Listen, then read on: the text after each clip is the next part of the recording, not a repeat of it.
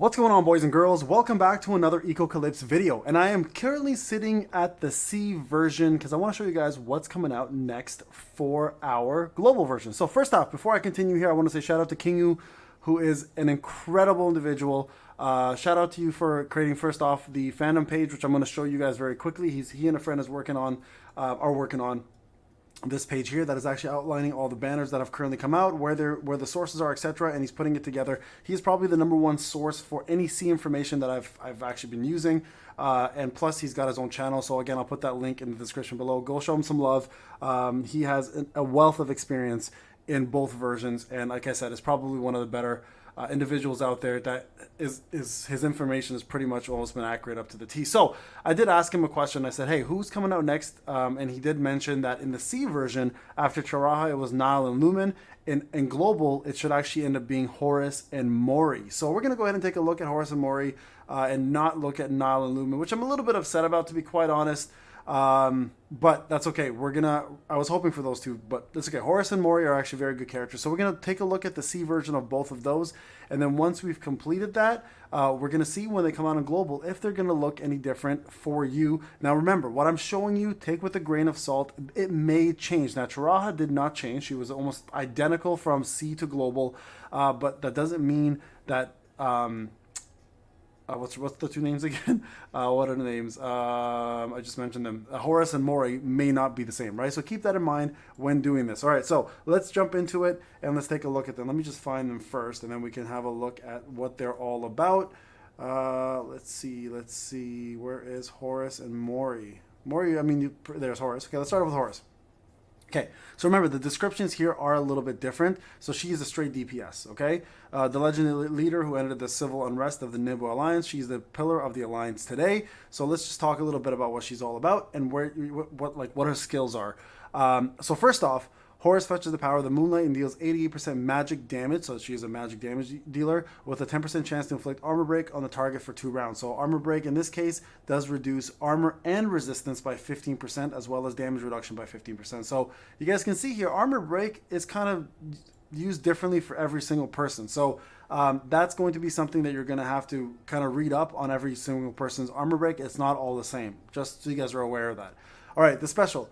False Moon. The moon is enraged like Horus, dealing 238 magic damage to a single row of enemies if the target is inflicted with armor break, which it should be. If you have armor, if you're running a Nebu team, it's pretty obvious it's going to be most of the time. It takes an additional 60% magic damage, putting this at 298%. So that's pretty big if you guys can put that off. And that's at 0 stars. If you guys can push this even further, actually, let me go back to this one. If you guys push this even further, you can see here armor break goes up higher with a 30% chance of armor break. Now here, if you go further up, the magic damage increases, but unlocking at 5 stars, you have also crit rate that is applied. So additional 20% crit rate is applied to the attack, making your hit even harder if the crit does connect, obviously. And then if you go all the way to the top, you get additional 50% crit rate and 50% crit strength. Yeah, so that she's pretty much going to erase that row of enemies. Because look at this, it's an extra 200%, so 518% if somebody has armor break applied to them on that row. So it is not an AoE like Aiken, but is in fact going to hit very, very hard. So keep that in mind when you're thinking about building her, how you want to use her, and the fact that you do want to have armor break around her. She looks incredible, by the way. Her looks are killer. So here's her passive. Only a high-flying falcon can touch the moon, and Horus starts the battle with immunity to rage reduction, which is big because rage reduction becomes a meta, and then lasts for 2 rounds. So if you look here, it goes for 2 rounds. Then the rage reduction again is 2 rounds. But meanwhile, Horus gains 30% attack, armor, and resistance, which wears off by 6% every round down to 0. Which is the bonus, by the way, not that she goes down to 0. And then here at tier 6, you can see here goes up to 50%. So she is going to be an absolute powerhouse. So if you guys are wondering like what the next big DPS for you is, especially if you missed Aiken, Horus might be the one you're waiting for. So quite honestly, a pretty incredible unit. So you can see here the Artifice here, critical plus 20 at 1 star, damage bonus plus 20 at 2 stars, hit 25% at 3 stars, pierce plus 25% at 4 stars, crit 30% at 5, crit strength at 6, and then block reduction 35 at 7 stars. So you can see here as well with the Artifice, she starts with 1 rage extra, attack plus 120, HP, and then you guys see the passive here increases, of course. More attack, armor, and resistance, another passive increase.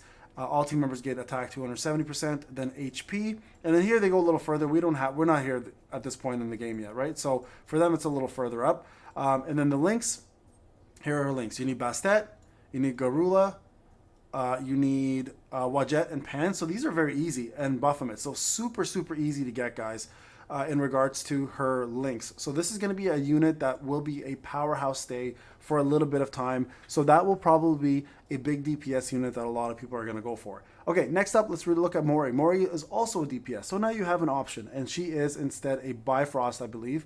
So that's going to be something that you guys might be interested in if you're running a Bifrost team, right? So let's look at her skills. Here, Mori throws her lance, and the spinning lance dealing physical damage, and it's 100% to a back row enemy. So unlike Horus, who does magic damage to a row, she does back row enemy single target. Okay, as you increase here, additional 10% attack is applied to this skill. And then here, you can see here, additional 20% attack is applied to the skill. So she's a physical damage dealer, keeping in mind that armor will affect her rather than resistance in regards to who you're fighting against. So her special, Mori moves through the enemies and deals 324% physical damage to a single back row enemy. There is a 40% chance for her to recover 2 rage. Additional 10% attack is applied to this skill. So she is going to be an assassin. A straight up assassin. Anyone who's running things in the back row, you're about to get destroyed. So keep that in mind. So here you go. The level 2 goes up to 343 instead of 324. 40% chance to recover rage, 10% chance, so that stays the same. Again, increase here, 50% chance to recover rage instead of 40, and a 40% chance to pursue the current target, dealing an extra 100 physical damage. Her attack is increased by 15% for this skill. So again, really, really powerful. And as you keep going up here, it becomes insane. Like insane. Look, now she's a 5-star. She's recovering 1 rage, and she's dealing 150% extra physical damage. Then eventually you're going to more pursuit, 60% chance this time to do this 150% more physical damage. And at 7 stars, she has, this is crazy, 433%, 60% chance to recover rage, 80% chance to pursue the target again, dealing 300% physical damage, and then restoring 2 rage. Her attack is increased by 40 freaking percent, guys.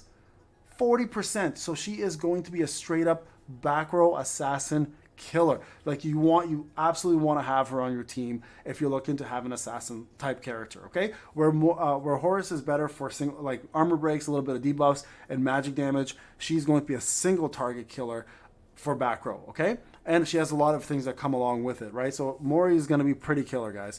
Mori's attacks are so intimidating that her enemies can't hold their weapons, steals 5% of the target's attack, up to 20% upon any attack lasting for the whole battle. And this actually goes further. She can go up to 7% here, and then here you can see she goes up to 10%, up to 40% extra attack for the whole battle. So very, very powerful, guys. Anytime she does any form of attack, that steal is applied.